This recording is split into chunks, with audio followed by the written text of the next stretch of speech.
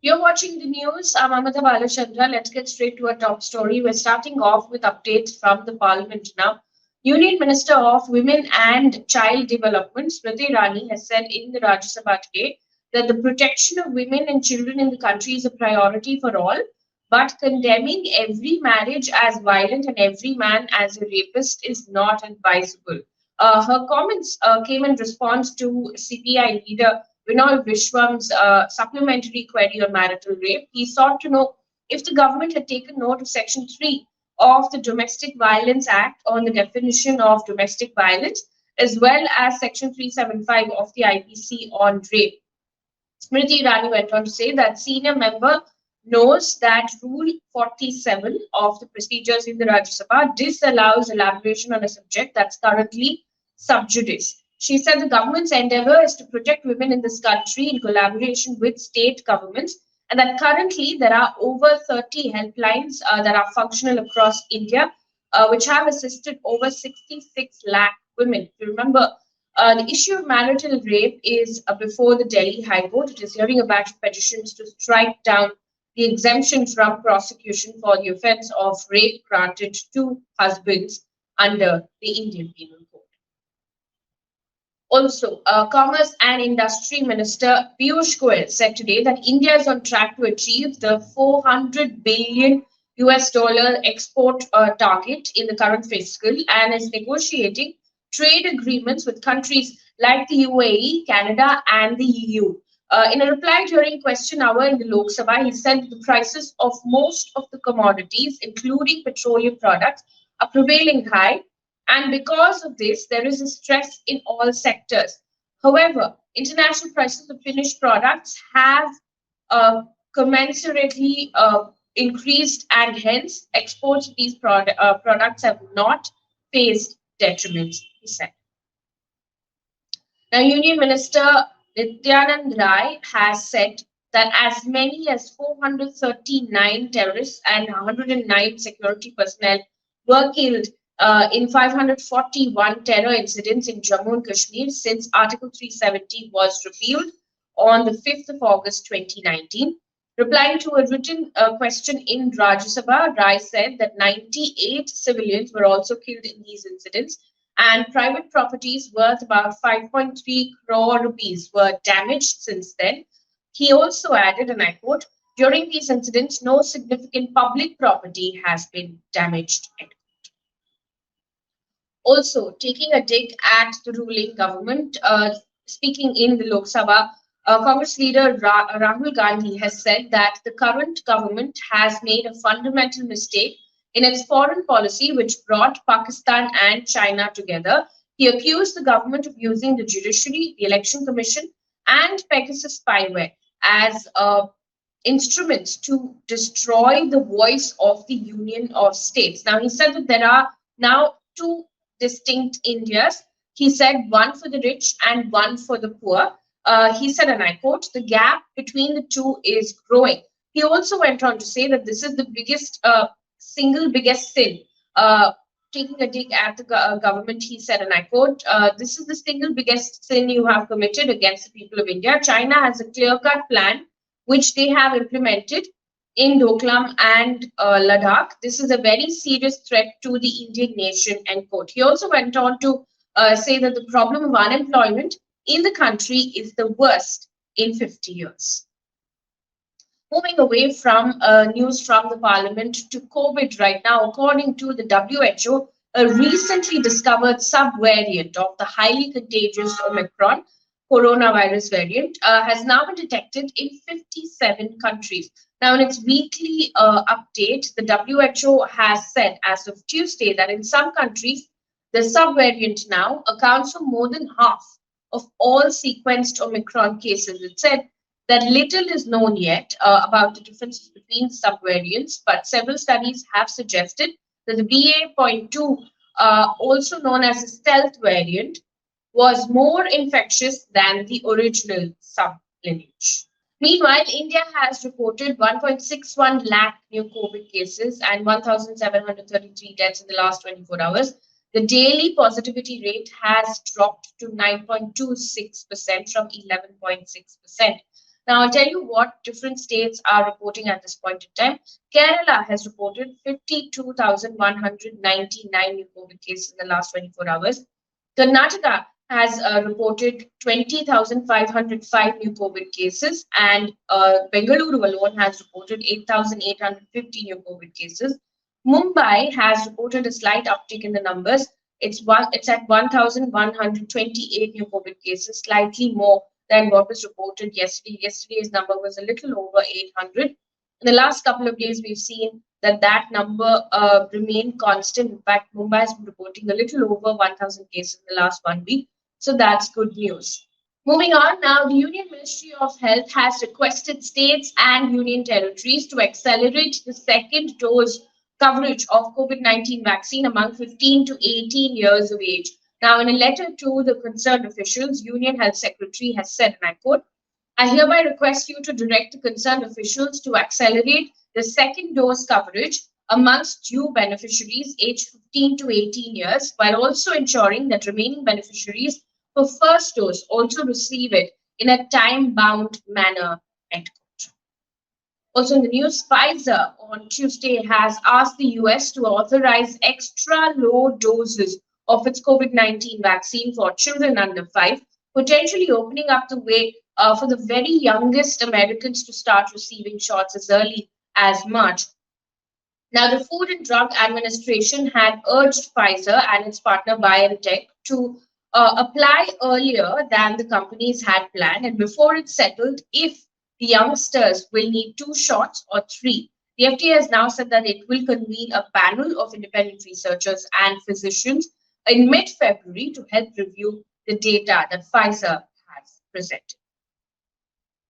Meanwhile, the US FDA has granted full approval to Moderna's Spikevax COVID vaccine. Now, Moderna's COVID vaccine had been available under the FDA's emergency use authorization for individuals aged 18 and above since December 18, 2020. Moderna's COVID-19 vaccine is the second one after Pfizer's COVID vaccine in the US to receive full approval from the FDA. Moving on to other news coming in from across the country, apart from COVID right now, the Delhi Commission for Women has issued summons to the Deputy Commissioner of Police, Shahdara, to give protection to the 20-year-old woman who was abducted and allegedly gang raped by her neighbors and paraded in Delhi's Shahdara last week. The Commission has said that it is looking for an immediate plan to protect the survivor and her family, as the accused have a criminal background. So far, the Delhi police have arrested 9 people and apprehended 3 minors in this case. The Delhi police also went on to say that they have constituted a special investigation team in this particular case, and that all the accused named in the FIR have been caught. Now, the DCW in a statement has, as of today, said, and I quote, the Delhi police has yet to provide the DCW with details of measures being taken for the protection of the survivor and the family. Moreover, the CCTV footage of the incident has not been provided yet. DCW chief met the victim, who has expressed fear for her life, given the criminal background for the accused persons. Her younger sister was also harassed, and a separate FIR has been registered for the same. Some tragic news coming in from Jharkhand as well. According to officials, 5 people, including 4 women, were found dead in the Dhanbad district of Jharkhand after they were trapped in an open cast coal mine, part of which caved in. The incident occurred on Tuesday morning at the Eastern Coalfields open cast mine in Dhanbad. Now, according to the Indian Express, it is reported that officials have said that following rescue efforts, 3 women and 1 man's dead bodies were brought out, and that all 5 had gone to the mine to get coal and sell it in the market, as well as use it for their homes. Also in the news, Tamil Nadu Chief Minister M.K. Stalin has written to 37 leaders, including Sonia Gandhi, Lalu Prasad Yadav, Farooq Abdullah, Arvind Kejriwal, Uddhav Thackeray, Akhilesh Yadav, among others, and he's invited them to nominate their party representatives to the All India Federation of Social Justice, which is a platform Mr. Stalin formed on Republic Day. He has said in that letter that the country is under threat of bigotry and religious hegemony. He mentioned that these forces can only be fought if all who believe in equality, self-respect, and social justice unite together. Moving on now, Congress has announced that it has decided not to field any candidate against Samajwadi Party Chief Akhilesh Yadav and Shivpal Yadav in the upcoming UP elections as a gesture of courtesy. Now, Akhilesh Yadav is contesting in the state assembly elections for the first time from the Karhal seat. Now, the Samajwadi Party, despite its on and off relationship with the Congress, does not field candidates against Sonia Gandhi and Rahul Gandhi. This time, the two parties have not renewed their alliance after the disastrous outcome of the 2017 joint venture. Also in the news, India and Nepal on Tuesday signed a memorandum of understanding for the construction of a motorable bridge over the Mahakali River. Now, India is going to bear all the cost of the construction of the bridge as part of its effort to enhance cross-border connectivity between the two countries. Moving on now to environment news. According to a study, extreme heat in the world's oceans passed the point of no return in 2014, and that has now become the new normal. Now, scientists have analyzed sea surface temperatures of the last 150 years, which has risen because of global heating. Now, they found that extreme temperatures occurring just 2% of the time a century ago have occurred at least 50% of the time across the global ocean since 2014. Now, in some hotspots, extreme temperatures occur 90% of the time, severely affecting wildlife. The study also says more than 90% of the heat trapped by greenhouse gases is absorbed by the ocean, which plays a critical role in maintaining a stable climate. Moving on to business news right now, a day after the government announced that income from digital assets will be taxed at 30%, there are some interesting comments that have come in from Finance Secretary T.V. Somanathan. In an interview with Bloomberg Television, he said, and I quote, "They are in a gray area. It's not illegal to buy and sell crypto. We have now put in a taxation framework that treats crypto assets the same way that we treat winnings from horse races or from bets and other speculative transactions," end quote. Finance Secretary T.V. Somanathan also in an interview with ANI interestingly said, and I quote, "Bitcoin, Ethereum or NFT will never become legal tender. Crypto assets are assets whose value will be determined between two people. You can buy gold, diamond, crypto, but that will not have the value authorization by government," end quote. Now, considering the new guidelines that have come in and the new announcements that have been made by the budget by the finance minister yesterday, you're wondering whether you should hold or sell crypto assets. Do take a look at the conversation that Peter Souza has had today with crypto expert, and that's up on our YouTube channel as well. Let's now take a look at what else is making news across the globe. Focusing on Ukraine crisis at this point in time, Russia president has accused the US of trying to draw his country into a war in Ukraine. He said America's goal was to use a confrontation as a pretext to impose more sanctions on Russia. Mr. Putin also said that the US was ignoring Russia's concerns about the European expansion of NATO, the Western military alliance. This also comes after US Secretary of State Antony Blinken tweeted that the US was, and I quote, "committed to preventing a conflict that is in no one's interest," end quote. Now, time and again, different nations, including the US, have said that, have accused, in fact, of Russia of planning to invade Ukraine, but Russia has so far denied all of those allegations.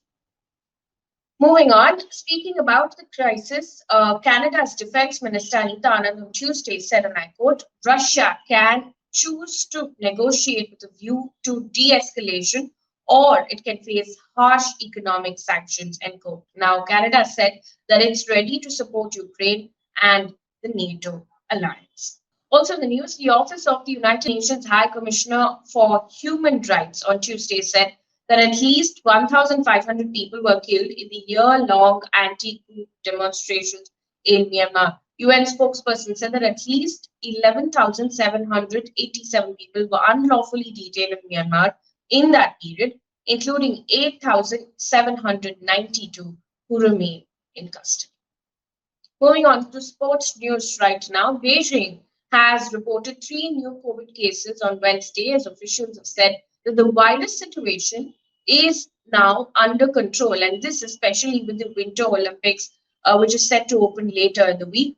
The three cases reported in the 24-hour period from Tuesday to Wednesday all involve people under some sort of quarantine. Now, the Associated Press has said that the city government spokesperson has said, and I quote, the current pandemic situation in the capital is overall controllable and it's headed in a good direction. Beijing is safe, end quote. One piece of good news before we wrap up things here on this bulletin. Uttar Pradesh has achieved the milestone of vaccinating its entire eligible adult population with the first dose of the COVID vaccine. Now, according to TOI, a senior health official has said, and I quote, the estimated adult population to be vaccinated in UP is 14.74 crore. And as of Monday evening, the entire chunk has taken at least one dose of the COVID-19 vaccination. End quote. That brings us to the end of this bulletin. Thank you so much for watching.